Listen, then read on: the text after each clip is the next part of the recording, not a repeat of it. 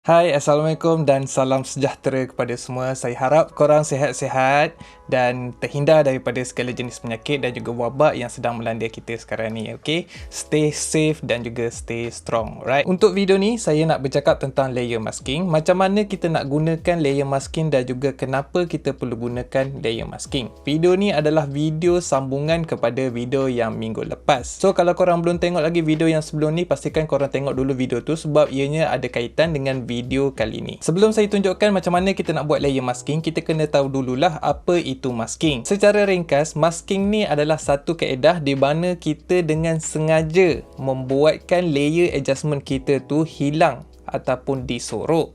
Kemudian kita gunakan tool brush untuk kita dedahkan semula layer yang kita sorot tadi. Boleh faham Mula-mula kita buat adjustment pada gambar kita, kemudian kita letakkan mask tu, kita gunakan mask tu untuk kita sorot dulu adjustment yang kita buat pada gambar kita tu. Kemudian kita akan gunakan brush tool untuk kita dedahkan semula layer ataupun adjustment yang kita sorot tadi. Okey, itu adalah secara ringkas macam mana masking ni berfungsi. Dan juga masking ni kita ada beberapa jenis. Yang pertama yang saya nak cakap dalam video hari ini adalah layer masking, iaitu kaedah masking yang paling basic sekali yang kita kena tahu. Kemudian kita ada luminosity masking, kita ada range masking, kita ada color masking dan juga lain-lain. Basically semua jenis masking yang saya cakap tadi tu menggunakan konsep asas yang lebih kurang sama sahaja. Cuma yang membezakan jenis-jenis masking tu adalah kaedah macam mana kita guna masking tersebut. Untuk video ni saya nak fokuskan pada layer masking sahaja sebab layer masking ni adalah teknik ataupun kaedah yang paling basic lah yang korang perlu tahu sebelum korang nak belajar guna kaedah masking yang lain. Alright, sekarang saya akan tunjukkan macam mana kita nak gunakan layer mask ni. Untuk gambar saya akan gunakan gambar yang sama macam dalam video sebelum ni dan saya akan buat satu adjustment lah untuk tunjukkan dekat korang dulu, okay?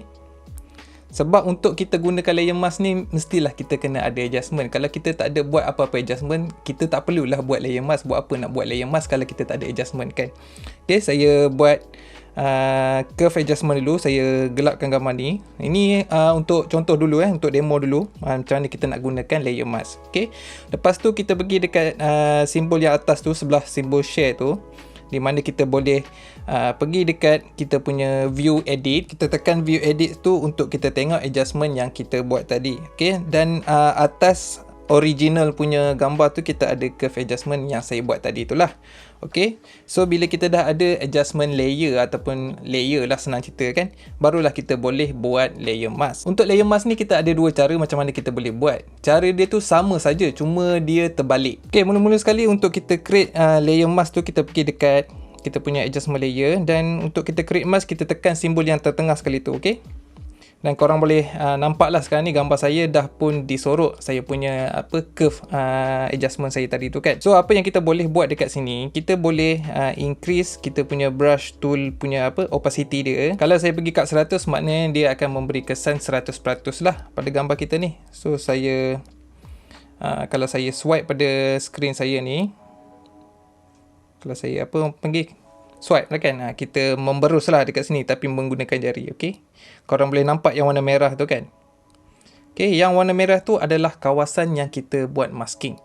Okay, kalau saya tutup masking saya ni, kita boleh tekan simbol mata tu untuk kita sorok masking saya tu.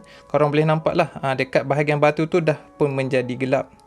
Okay, sebab saya dah pun dedahkan balik adjustment layer yang saya sorot tadi pada gambar ni. Okay, kita boleh tengok before dan juga after. Untuk kita padam balik masking kita, kita boleh decreasekan dia punya nilai, sama ada kita decrease secara sedikit ataupun terus pergi kepada kosong. Macam sekarang ni saya decrease kepada 75 kan. So dia akan padam, dia akan buang masking kita tu jadi 75% saja. Kalau kita nak buang sepenuhnya, kita pergi kepada 0. Okay, cara brush tool dalam Snapseed ni berfungsi dia lain daripada Photoshop ni. Korang kena cuba main-main sendirilah. Okay, saya pun tak pandai sangat nak explain macam mana. Okay, so korang kena try sendiri baru korang faham. Okay, kalau kita nak padam, kita kena decrease lah kita punya nilai opacity brush tool kita tu. Okay, untuk gambar ni saya akan buat sebanyak 25% sajalah saya nak gelapkan. Saya akan start daripada bawah. Okey. Kita gelapkan dekat kawasan-kawasan batu ni untuk kita tengok sama ada masking kita tu betul-betul dekat kawasan yang kita nak. Kita boleh tekan balik lah simbol mata tu dan dia ada warna merah tu kan. Yang pada warna merah tu adalah kawasan yang terkena dengan kita punya masking. Okay. So apa-apa adjustment yang kita buat pada mask layer kita tu akan kenalah pada kawasan yang warna merah tu. So kalau korang tengok dekat kawasan yang korang tak nak dia kena, macam gambar ni saya tengok dekat kawasan air tu saya tak nak dia ada efek adjustment curve tadi tu yang saya gelapkan gambar ni. So saya boleh pergi dekat kosong, dekat nilai kosong, dan saya boleh padam lah dekat kawasan air tu. Okay. Untuk buat kerja dengan lebih teliti, korang kena zoom in sikit lah. Okay, katakanlah okay kat situ dekat air dah tak ada kesan kan. So saya boleh pergi balik lah dekat nilai brush 25 dan saya terus brush dekat kawasan-kawasan batu yang lain. Ada terkena dekat kawasan lain, saya padam balik. Okey. So kalau saya tutup yang warna merah tu, mask kita tu, dengan tekan butang simbol mata tu, kita boleh tengok balik lah gambar yang asal sebelum kita buat layer masking, di mana kita dedahkan semula curve layer mask kita yang kita gelapkan gambar tu pada gambar kita ni pada certain kawasan sahaja. Okey. Banyak pada blok lain. Pening lah. Okay, so kalau kita tengok ini gambar sebelum, dekat kawasan-kawasan batu tu dicerah sikit kan.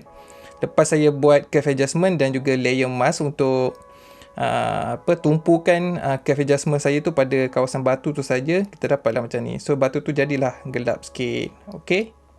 So basically apa yang kita buat adalah kita nak dedahkan adjustment yang kita buat pada gambar kita tu pada certain part saja, pada certain bahagian saja dalam gambar kita. Sebabnya tak setiap masa kita buat adjustment tu kita nak dia memberi kesan kepada keseluruhan gambar kita kan. So kalau kita nak buat adjustment pada certain part saja pada dalam gambar kita tu, kita kena gunalah teknik yang lebih kurang macam layer masking ni. Okay. Alright, itu adalah kaedah yang pertama macam mana kita nak buat layer mask kan. So sekarang ni saya akan tunjukkan kaedah yang kedua pula. Sekarang ni dah tak ada dah layer mask tu, saya dah padam semula. Okay. So kaedah yang kedua, kita tekan butang invert tu balik.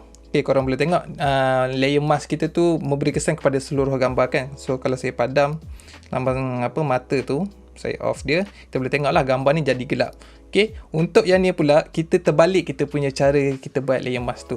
Okay, sebabkan curve adjustment layer tadi tu dah pun di-apply pada gambar ni, kita kena padam lah pada kawasan yang kita tak nak dia memberi kesan pada gambar kita ni. Adjustment layer yang saya buat tadi tu untuk saya gelapkan dekat kawasan batu di sebelah bawah gambar ni kan. So saya boleh padam lah dekat kawasan-kawasan yang tak ada mengena dengan batu yang saya nak dia jadi gelap.